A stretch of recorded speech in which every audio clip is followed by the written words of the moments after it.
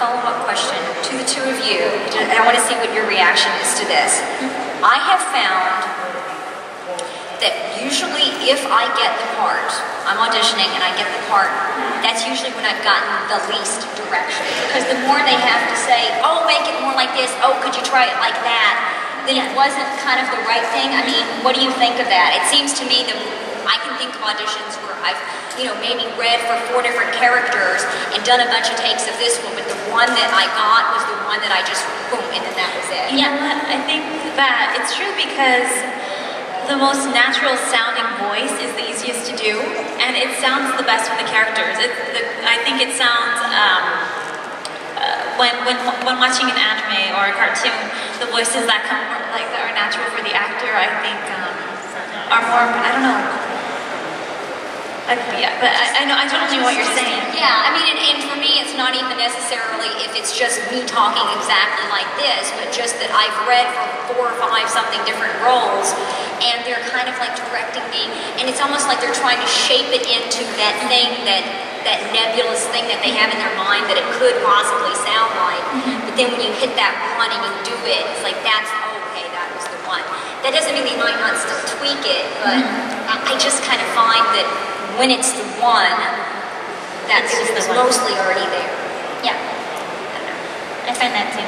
The more they ask you to keep doing different variants, they kind of like, I don't know like how to explain. Like you weren't already there. Yeah. Hello. Hello.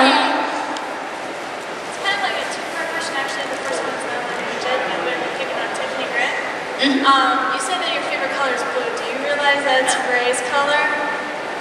Well, see, that's what bothers me. I know. I can't, I don't know why. I've never liked having the idea of having a red car. My friend has a red Mustang and the license plate on it that says Unit 2. But I just really only like blue cars, and I don't know what the thing is with that. So yes, the Ray connection is very disturbing to me. I should undergo psychoanalysis for that. I have a Ford Focus that's blue. And I've got Ray and Oscar in the backseat. Okay. So I approve of half of that.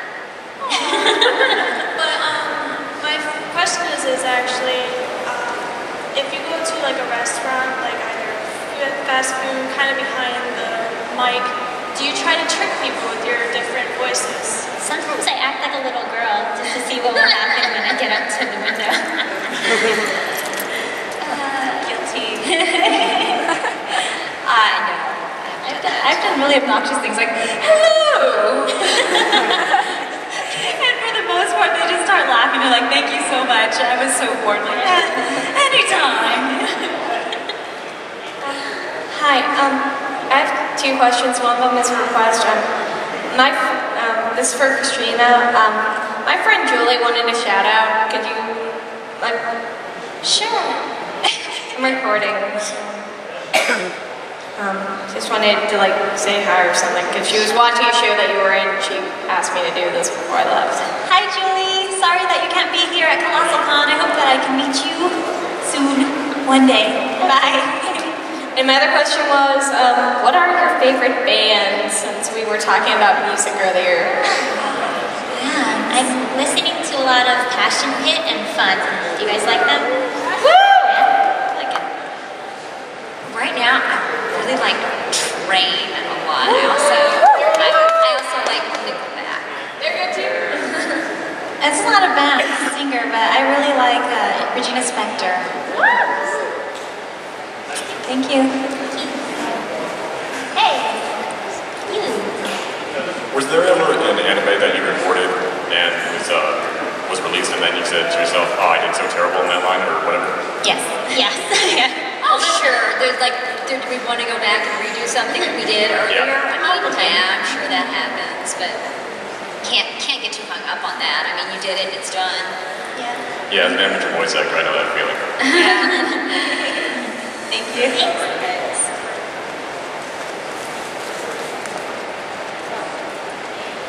What was the best experience you've ever had at an anime convention?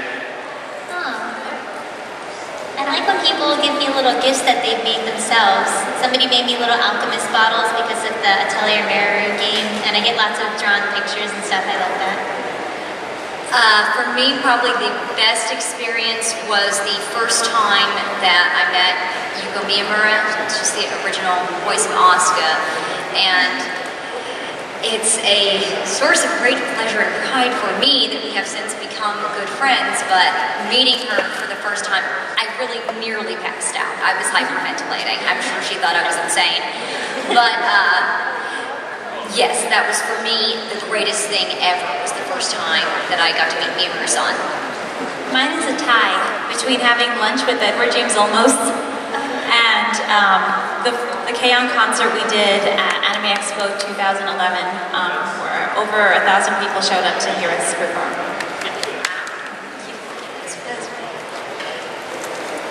Hi, it's me again. I have two questions. One, do you have like a whole set of animes that where you voice certain characters? Yeah. Oh, you mean like by collection ourselves? And my second one, it's random. If you could have any superpower, what would it be?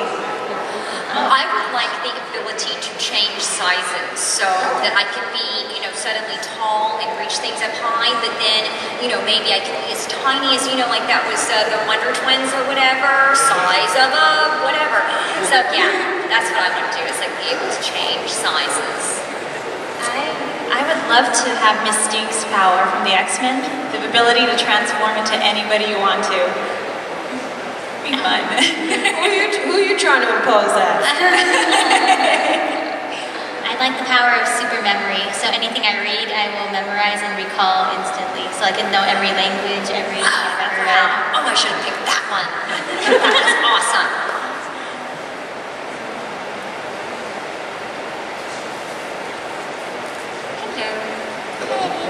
Out of all the props any of your characters that you voiced have used, which do you wish you had at home? Oh, out of the props? Look, it's Quinton.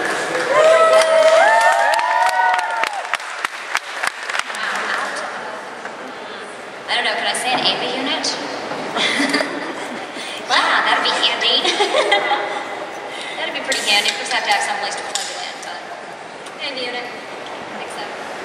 Okay, I want Homura's little shield because I could just like pack in everything into that little shield. Everything. That'd be fun. I want Azusa's Fender Mustang, because that's expensive, like $3,000. From any character that you played, what prop would you like to have open? Spider-Man's web slinger. I could rock around town. I could wrap up bad guys. Maybe my girlfriend. Well, I don't have a girlfriend right now, but like, man can fantasize, can't he? David Tennant's here. David Tennant! Am I bringing the specs?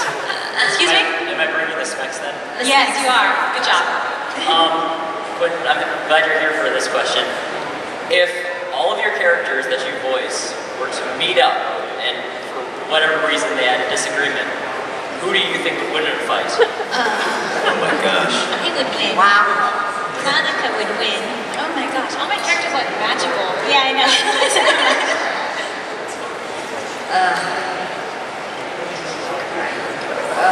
You mean like fighting with ourselves?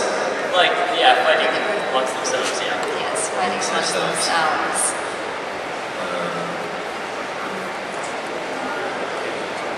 I mean, I know my characters fighting amongst themselves that I do. I think Raiden would win. Yes! Oh yeah! He's an indestructible, even though he's world-weary, war-torn cyborg ninja. There's nothing they can do to stop me. I cannot be stopped, even though I want to be. They replace me. They keep bringing me back. It's time for Jack to let her rip.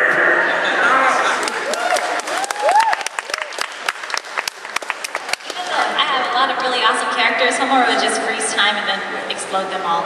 That is a difficult question, and I'm trying to squeeze all of these things into my head. It was pointed out to me recently that the answer to that question might be Ryoko Subaru from Nadesco, because unlike Asuka, her mecha does not have to be plugged into anything. So I'm going to go with that answer because she has a very awesome mech. Thank you. Thank you.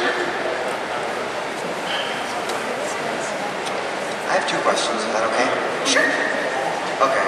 One of them, like, when you're voicing characters, like, they're really mysterious and they do something really weird, do you ever, like, wonder why they did that or what they've done before and stuff like that? Well, usually there's a way for us to find out what that's related to because we have, access to maybe if we haven't seen further into that series, the director might know, or we have information about that. I mean, it's really difficult to perform a scene as an actor if you don't understand what your character is doing. So you try to, if you don't know, if you absolutely don't know and you can't find any justification for it, then you kind of just make that up yourself. You have to invent a reason for it or some purpose behind it. Okay, the second one comes from that Evie in the back. Okay. He wanted me to ask you, do you guys like Fake's music? Yeah, he's very talented. Very, very good. And usually the answer to the first question comes from the answer to the second one. Fake's music is usually the inspiration for the actions of the first character. Absolutely. Hey everyone, this event was actually supposed to end at 2, so we're just going to do 2 more questions because the guests actually have to get to the airport, most of them. So I'm sorry it's ending a little earlier. There was someone messed up on the schedule, so. Oh, I actually announced that at the beginning. Okay, well, we're just going to do these last 2 questions and call it a day. I was wondering, have you ever had like a silly or funny experience with a crazy fan at a convention before? And what would that be? For me, I was at the K-On! Concert in Anime Expo in LA, and then I was sitting down, and then somebody just came up behind me and kept whispering into my ear, "You need to have cat ears."